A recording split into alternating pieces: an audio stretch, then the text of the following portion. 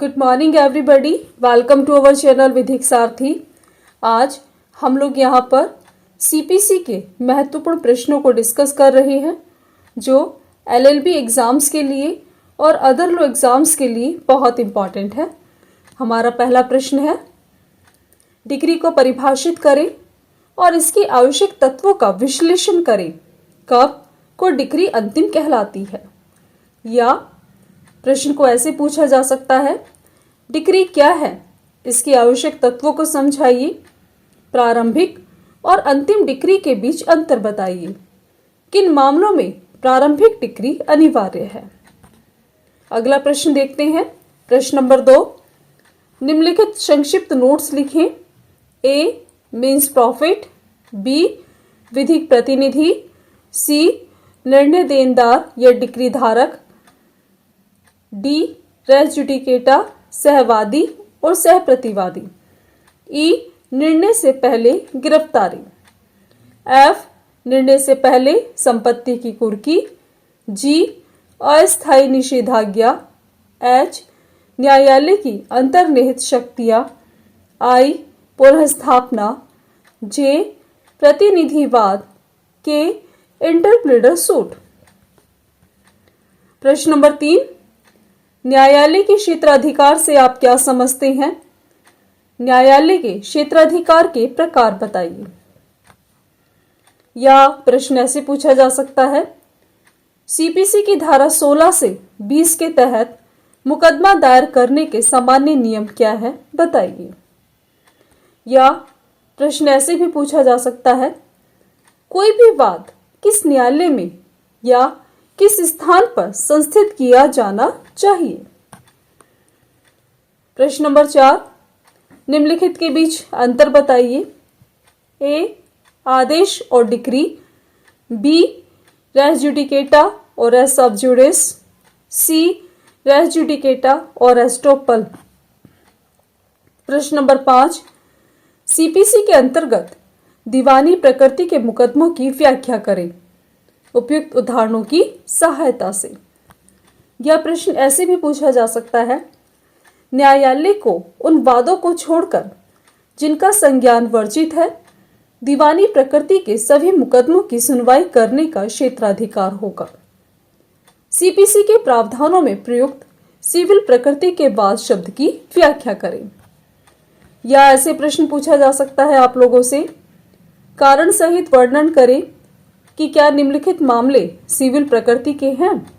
ए किसी सामाजिक संस्था से गलत तरीके से निष्कासन के खिलाफ वाद, बी पूजा के अधिकार के लिए वाद, सी किसी शव को दफन स्थान पर दफनाने के अधिकार से संबंधित वाद, डी सीआरपीसी की धारा 146 के तहत की गई कुर्की के खिलाफ वाद, ई मताधिकार के अधिकार, मत्स्य पालन के अधिकार, कॉपीराइट या पेटेंट अधिकार से संबंधित वाद, एफ अपकृत्य के लिए क्षतिपूर्ति से संबंधित वाद।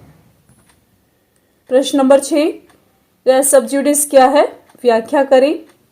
या प्रश्न ऐसे पूछा जा सकता है, क्या सिविल प्रक्रिया संहिता समवर्ती क्षेत्राधिकार की अदालतों को एक ही समय में एक ही मामले के संबंध में दो समानांतर मुकदमों की सुनवाई करने से रोकने का प्रावधान करती है?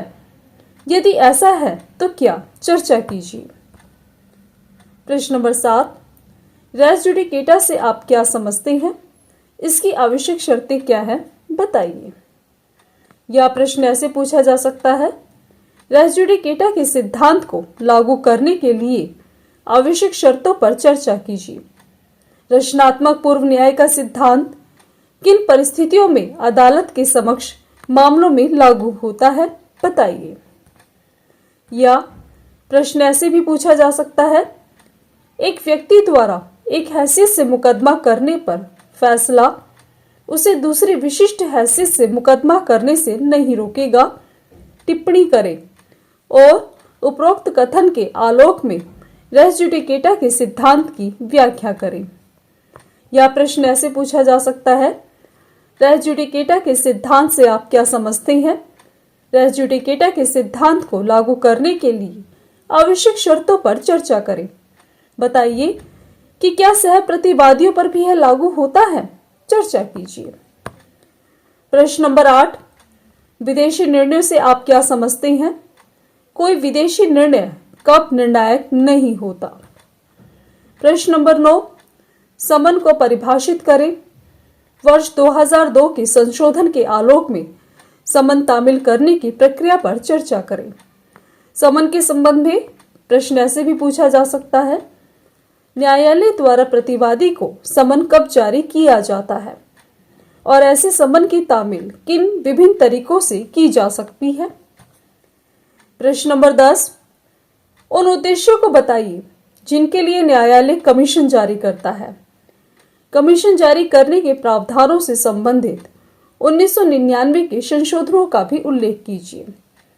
इसी प्रश्न को ऐसे भी पूछा जाएगा, न्यायालय किन मामलों में कमीशन जारी कर सकता है? या प्रश्न ऐसे पूछा जा सकता है, न्यायालय द्वारा कमीशन जारी करने की क्या प्रक्रियाएं हैं? या ऐसे भी पूछ सकता है एग्जाम में आपसे, कमीशन जारी करने की न्यायालय की शक्तियों पर चर्चा करें। प्रश्न नंबर 11, एक पक्षीय डिक्री क्या है? एक पक्षीय डिक्री को रद्द करने की प्रक्रिया बताइए। या प्रश्न ऐसे पूछेगा आपसे एग्जाम में, कब और किस आधार पर एक पक्षीय डिक्री को रद्द किया जा सकता है? प्रश्न नंबर 12, किसी डिक्री के निष्पादन से संबंधित सभी प्रश्न डिक्री को निष्पादित करने वाले न्यायालय द्वारा निर्धारित किए जाएंगे, न कि किसी अलग मुकदमे द्वारा। चर्चा कीजिए। या उन आपत्तियों की प्रकृति पर चर्चा करें जो एक निर्णीत ऋणी डिक्री के निष्पादन पर ले सकता है। क्या निष्पादन न्यायालय डिक्री के पीछे जा सकता है? बताइए। या प्रश्न ऐसे पूछा जा सकता है, किसी डिक्री के निष्पादन, निर्वहन या संतुष्टि से संबंधित प्रश्नों पर चर्चा करें जो सीपीसी की धारा 47 के तहत डिक्री को निष्पादित करने वाले न्यायालय द्वारा निर्धारित किया जाएगा। या प्रश्न ऐसे पूछा जा सकता है, डिक्री को निष्पादित करने वाले न्यायालय द्वारा कौन से प्रश्न निर्धारित किए जा सकते हैं?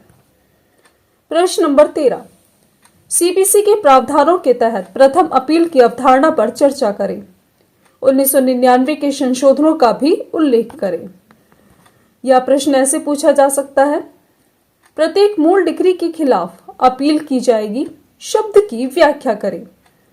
क्या अपील एक पक्षीय रूप से पारित मूल डिक्री या पार्टियों की सहमति से पारित डिक्री के खिलाफ होगी? बताइए। यह प्रश्न ऐसे पूछा जा सकता है एग्जाम में, 2002 के संशोधन के आलोक में उन प्रावधानों और आधारों पर चर्चा करें जिन पर दूसरी अपील निहित है। या विधि का सारवान प्रश्न की अवधारणा पर चर्चा करें जिस पर सीपीसी की धारा 100 के तहत उच्च न्यायालय में दूसरी अपील दायर की जाती है। प्रश्न नंबर 14, निर्देश से आप क्या समझते हैं? निर्देश और पुनरीक्षण के बीच अंतर बताइए। और प्रश्न ऐसे भी पूछा जा सकता है, पुनर्विलोकन और पुनरीक्षण से आपका क्या तात्पर्य है? इसे पुनरीक्षण से अलग करें।